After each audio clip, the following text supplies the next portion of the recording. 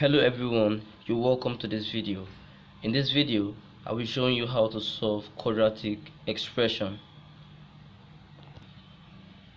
Now, quadratic expression is a bit different from quadratic equation.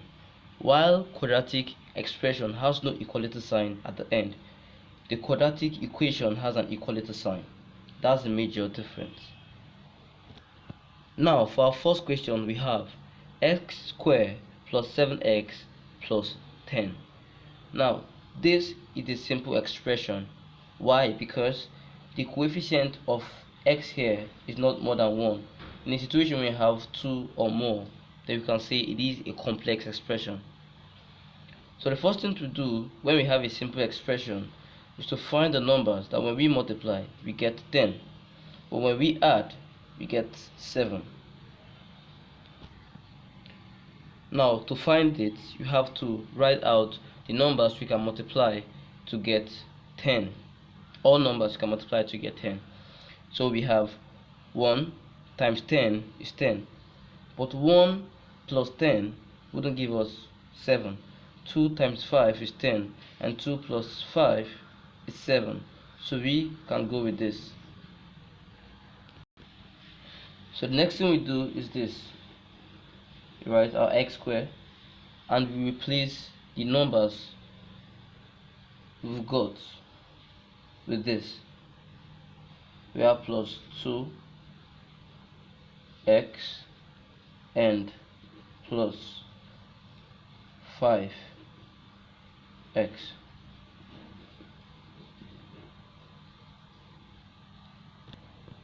When these have been done, we factorize by grouping, thereby saying x squared together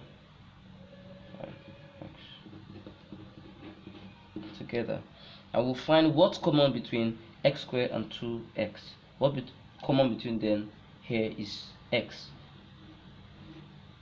So x dividing x squared is x dividing 2x here is 2.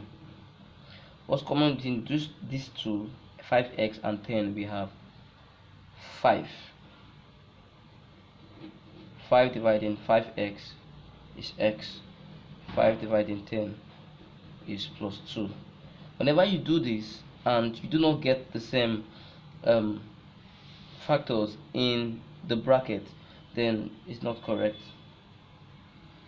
So we have x plus 5 and x plus 2.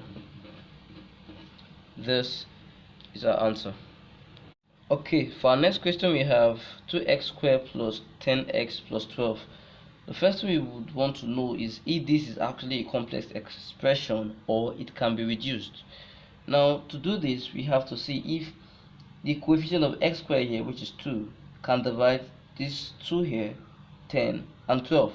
If this can be done without remainder, then it can be reduced. So 2 going into x squared is x squared. 2 go here is 5. X to divide 12 is 6. So this now is a simple expression. Okay, now we solve like every other simple expression. Look for the number that when we multiply we get 6, but when we add we get 5. Okay, to do this we have to write out the numbers we can multiply to get 6. 2 times 3 is 6. 1 times 6 is 6. But 1 times 6, 1 plus 6 is not 5, but 2 plus 3 is 5. So we can make use of this. Now we will replace 5 with the number we've gotten. X squared plus 2x plus 3x plus 6. Factorize by grouping. X squared plus 2x 3x plus 6. And what's common between this and this? X squared and 2x, x plus 2. What's common between 3x and 6? Here is 3. So we have 3 x and 2. Remember I said whenever these two are not the same, then something is wrong with it. X plus 3 and x plus 2. This is our answer. Our next question. First step. Can this be reduced? Can 3 here divide 3, 1 and minus 2? No. When we do this, we'll have a fraction, and that's what we do not want. So this is a complex expression.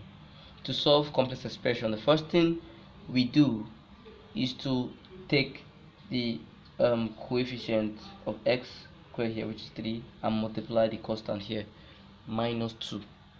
3 times minus 2 is minus 6. Next step to do is we find the numbers we can multiply to get minus 6. 1 times minus 6 is minus 6. 2 times minus 3 is minus 3. But can 1 times plus minus 6 give us 1? No. Can 2 and minus 3 give us plus 1? No. So what do we have to do? Instead of giving this 3 the minus, we give the 2 the minus, and minus 2 times 3 also gives us minus 6, and minus 2 plus 3 is 1. So we can go with this, minus 2 and plus 3. So we write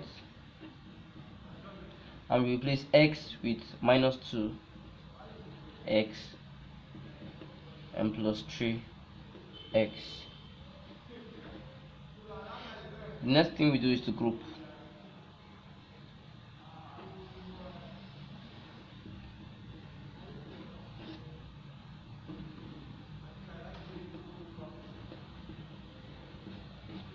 What's common between 3x squared and 2x?